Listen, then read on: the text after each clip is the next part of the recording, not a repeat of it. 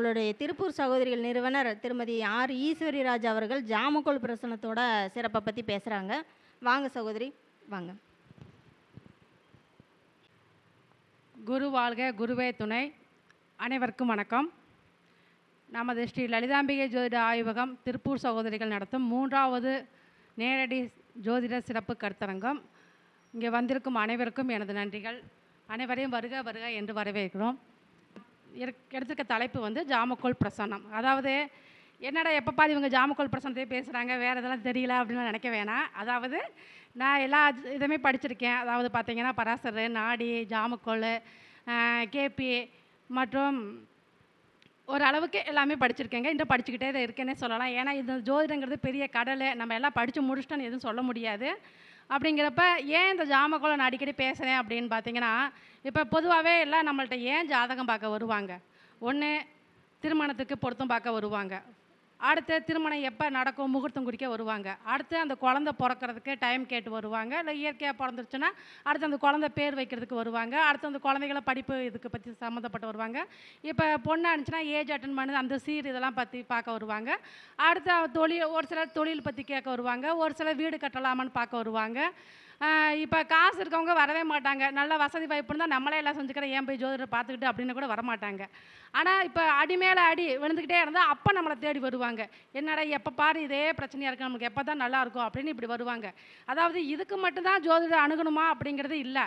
அதாவது அன்றநடைக்கு நடக்கும் ஒரு சின்ன சின்ன விஷயத்துக்கு கூட நம்ம ஒரு ஜோதிடரை அணுகி நம்ம ஒரு தீர்வு, அதாவது இந்த ஜாமக்கோல் பிரசனங்கிறது உடனடி தீர்வு தான். அப்போ இந்த உடனடி தீர்வு அப்படிங்கிறப்ப நம்ம எந்த ஒரு இப்போ யாருமே இதை செய்யலாமா வேண்டாமான்னு ஒரு மனக்குழப்பங்கள் இருக்கும். அதுக்கெல்லாம் இந்த ஜாமக்கோல் பிரசனம் 100% தீர்வு கொடுக்குது அப்படின்னே சொல்லலாம். இப்போ பார்த்தீங்கன்னா என்னோடய சகோதரர் ஒருத்தர் கேள்வி கேட்டது அப்படின்னு சொல்லி பார்த்தீங்கன்னா, ஒரு இடம் விற்கலான்னு இருக்கேன், அந்த இடம் விற்பனை ஆகுமா அப்படின்னு சொல்லி அவர் கேள்வி கேட்டார். அப்போ அந்த நேரத்துக்கு ஜாமக்கோல் பிரசனம் போட்டிருக்கோம். அதாவது 20ஆம் தேதி அவங்க கேட்டிருக்காங்க. 20/3/2025 21:34 டைமு. அப்போ அந்த நேரத்துக்கு நம்ம பிரசனம் போடுறோம். உதயம் வந்து மிதுன உதயம் 6:05. அப்போ உதயம் 6:05 வரப்போ நல்ல ஒரு பிரசனம் அப்படிங்கிறது தான். உதயத்தை நோக்கி சந்திரன் 2 குடைவரை வராரு. அப்படிங்கிறப்ப சந்திரன் உதயத்தை நோக்கி வர்றப்ப அதாவது விரைவாக நடக்கக்கூடிய காரியம் அப்படின்னு சொல்லலாம். அப்போ அதே போல் பார்த்திங்கன்னா இதில் 4ஆம் அதிபதினு சொல்லக்கூடிய புதனும் சுக்கிரனும் ஒரு பரிவர்த்தனை. அப்படிங்கிறப்ப நான் சொன்னது என்னன்னு சொல்லி பார்த்தீங்கன்னா, இப்போ சுக்கிரன் வந்து 4ல் நீசம் சொல்லுவோம், புதன் 4 குடைவர் 5ல் இருக்கிறாரு. ஆனால் அங்கே நம்ம மல்விட்ட பார்க்கணும். அதாவது சுக்கிரனும் புதனும் பரிவர்த்தனை அப்படிங்கிறது. அப்போ ஒரு பரிவர்த்தனைங்கிறப்ப அப்போ நம்ம அவங்களுக்கு என்ன சொல்லப்பட்டது அப்படின்னு சொல்லி பார்த்தீங்கன்னா, நீங்கள் இடம் வேகமாக அதாவது விரைவில் விற்பனை செய்வீங்க. ஆனால் ஒருத்தர்கிட்ட பேசி அட்வான்ஸ் வாங்குவீங்க. அப்புறம் இல்லாட்டி ஒரு பேச்சுவார்த்தை நடக்கும். இல்லை அவங்க வேண்டாம்னு சொல்லி கேன்சல் ஆகி இன்னொருத்தவங்கள்ட்ட விற்பீங்க அப்படின்னு நம்மளால் சொல்லப்பட்டது. அந்த பரிவர்த்தனைங்கிறது அங்கே வேலை செய்யும். அப்போ நம்ம சொல்லப்பட்டது இந்த மாதிரி விஷயத்துக்கெல்லாம் நம்ம இந்த தீர்வு கொடுக்கப்படியும் அப்படின்னு சொல்லலாம்.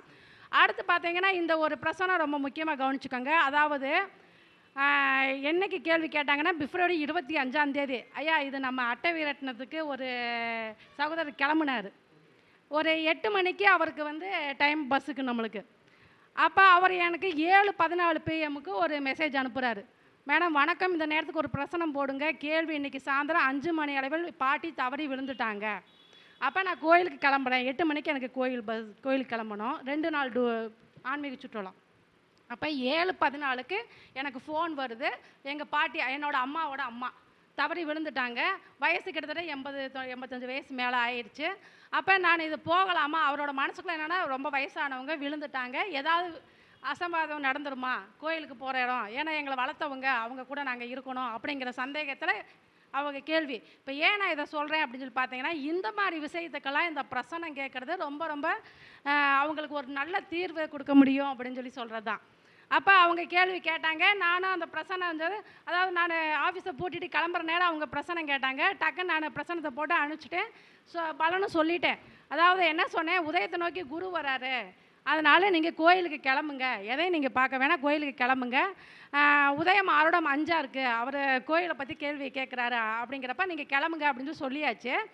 அப்போ நான் இருந்தாலும் சரி அவங்க போயிட்டாங்களா என்னன்னு தெரியல. நைட்டு நான் சொல்லிவிட்டு வச்சுட்டேன்.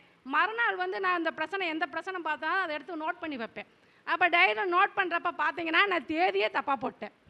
அவர் கேள்வி வந்து 17, அதாவது 19, அதாவது நம்ம ரயில்வே டைமை மாற்றி தான் போடுவோம். அப்போ 19:14க்கு நான் டேட்டாவே 19ன்னு போட்டேன்.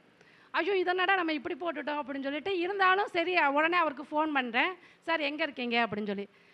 பாட்டி வீட்டில் இருக்கீங்க அப்படின்னு சொல்லி. ஏன் சார் கோயிலுக்கு போக சொன்னேன் போகலையா அப்படின்னு சொல்லி நான் கேட்க, இல்லைங்க எனக்கு மனசுக்கு வந்து ஒரு நெருக்கடியாக இருந்துச்சு அப்படின்னு சொல்லி சொல்ல. அப்போ நான் நினச்சேன் இவர் கோயிலுக்கு போயிருக்க மாட்டாருன்னு எனக்கு கன்ஃபார்ம் ஆயிடுச்சு. ஏன்னா பிரசன்னம் நம்ம மாற்றி போட்டிருக்கோம். ரெண்டாவது அந்த அன்னைக்கு அவர் கேள்வி கேட்டங்கிறதுக்கு திருப்பி 24 பிரசன்னம் போடுறேன்.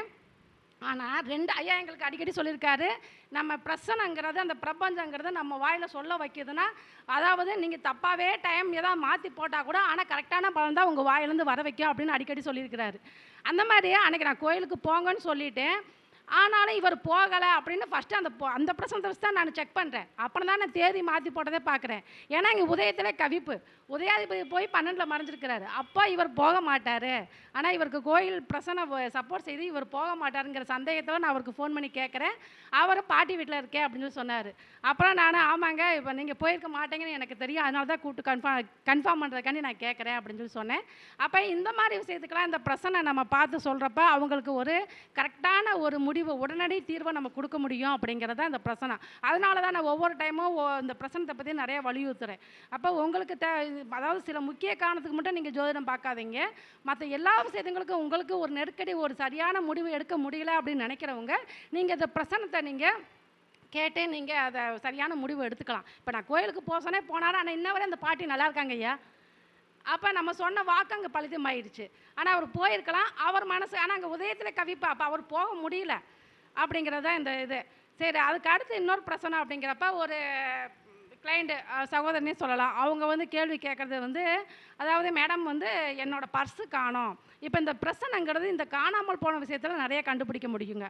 அப்போ என்னோடய பர்ஸு, அதாவது என்னோடய பேக்கில் வந்து 6000 ரூபா பணம் வச்சுருந்தேன், என்னோடய பர்ஸு காணோம் அப்படின்னு சொல்லி அவங்க கேள்வி கேட்குறாங்க. அவங்க கேள்வி கேட்ட நேரத்துக்கு நம்ம பிரசனம் போட்டாச்சு.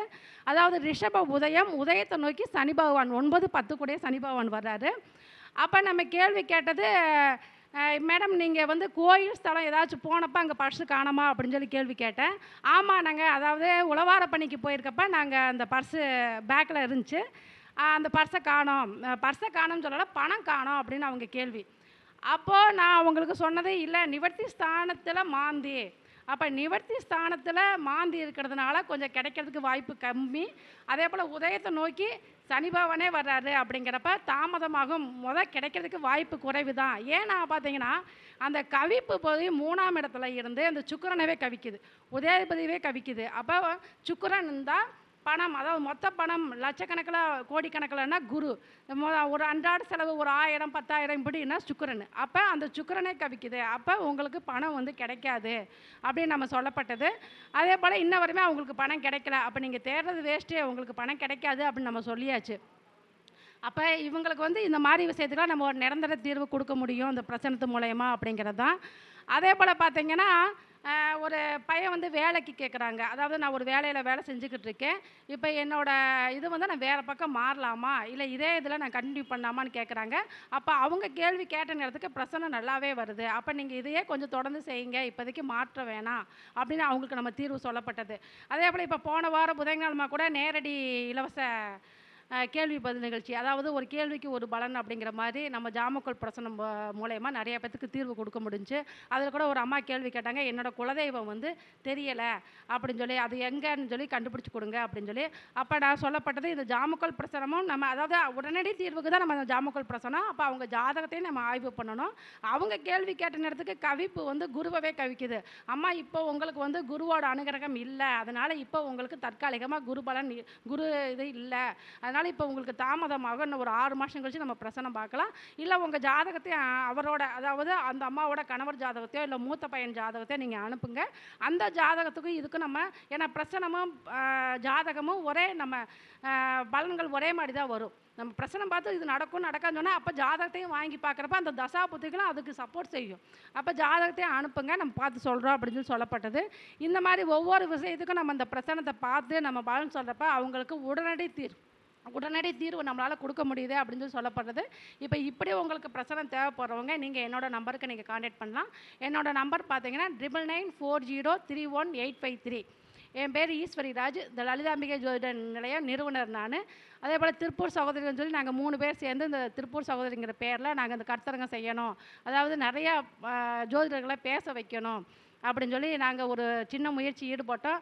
அதே போல் அது நல்லா வெற்றிகரமாக போய்கிட்டு இருக்கு. நிறையா பேர் எங்களுக்கு ஆதரவு கொடுக்குறாங்க. இது மேலும் மேலும் நல்லா தொடர்ந்து வளர்ச்சி பெறணும் அப்படிங்கிற உங்களோட ஆதரவை நாங்கள் கேட்டுக்கிறோம். எங்களோட கருத்தை ஏற்று, எங்களோட பேச்சை ஏற்று இங்கே வந்திருக்க அனைவருக்கும் எனது நன்றிகள்.